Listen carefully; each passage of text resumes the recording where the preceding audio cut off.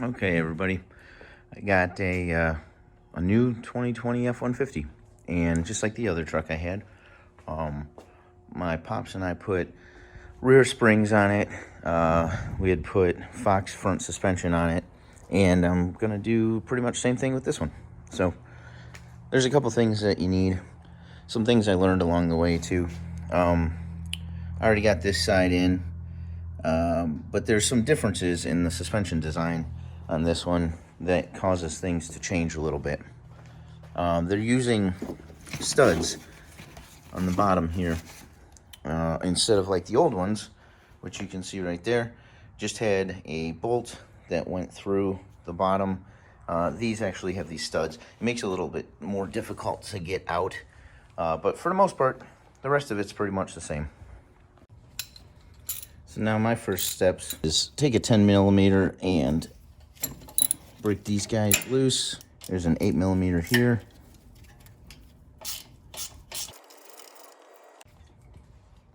All right, so we got those loose and off.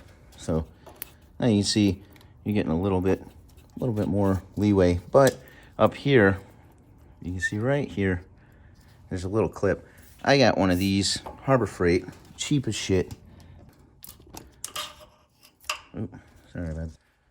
And that's pretty much it. Just pops out, plastic clip. So we've got our end link down here that you can see.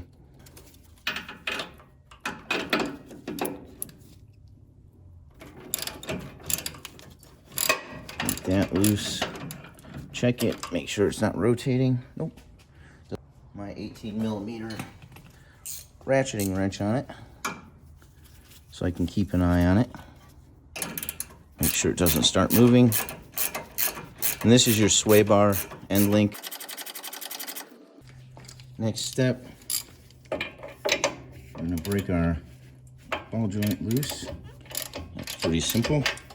Oh, looks like it already started to rotate. I'm gonna hold it with a tiny little 8mm here.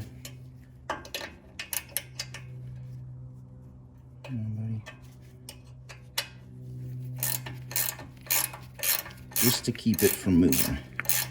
Now, I don't want to go down too far, okay?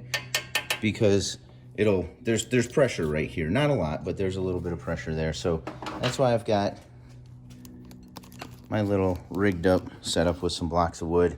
Obviously, I got a lift, but I didn't have a separate jack that was tall enough to reach this. Didn't feel like dropping it all the way down, so I was crouching down. So I'm just gonna angle this underneath it, jack it up a little bit, and you can see you just want to get right under the control arm. Keep it pretty centered with your jack, being careful. You're not jacking it all the way up. You're just putting a little bit of pressure on it so that this isn't seeing a ton of pressure as you loosen it.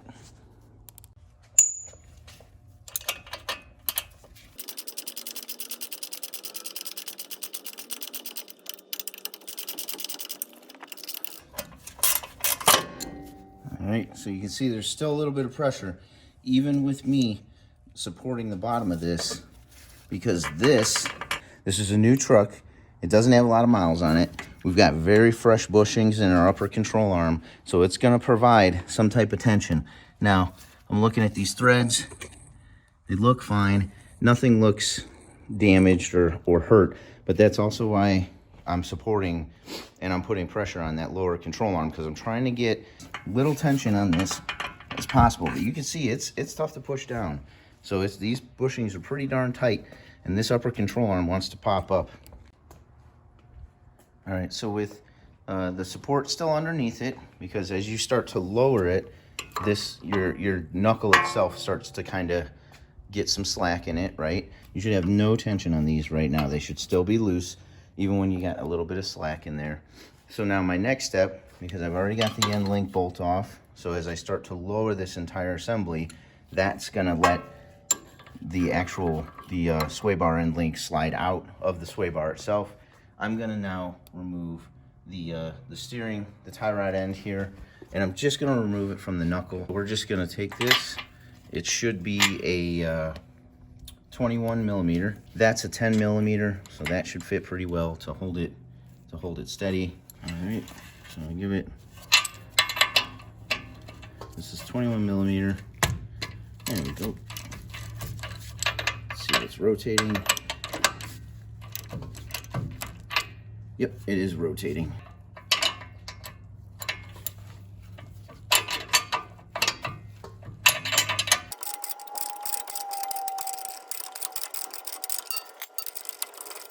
As I start to lower the jack, you can see the assembly, the knuckle assembly, the hub, everything itself is pretty loose. It's not in a bad way. We still got quite a bit of slack on these. Next step, again, 18 millimeter, and just starting to take your bottom nuts off the studs.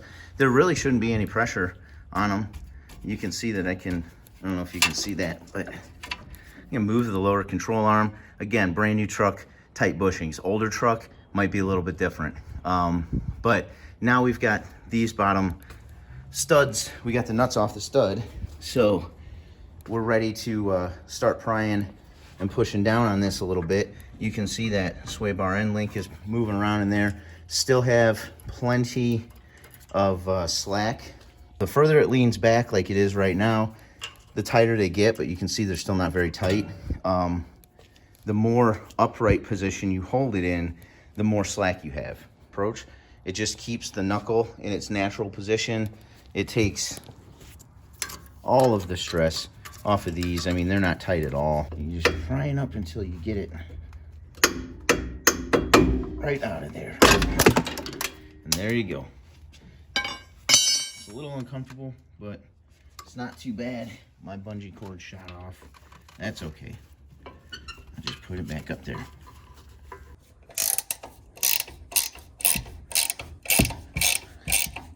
And that's pretty much it. That's the toughest part because, as I'll show you, the Fox ones slide right into there. You don't have to deal with these because they redesigned them so that the studs, the bolts, are completely separate from the shock. So it's not a pressed spline fit like these dumbass things. And honestly, after doing coilovers on a 2010 that I had, it was much easier. I'm getting ready to put the Fox shocks in. Now, I noticed when I try and put mine in that these holes don't necessarily line up with the angle, I suppose, of the bottom control arm. Set it in there, open the jaws on the vise a little bit, set it in there, and then I just rotate slightly, and it changes the angle just a little bit, just enough, and it makes it that much easier when I'm trying to put them in. You can see that the shock itself is not going straight up and down. It's at a slight angle, and that's why I rotated this, so it fits in better and makes it easier when you slide the bolts up from the bottom to bolt them in.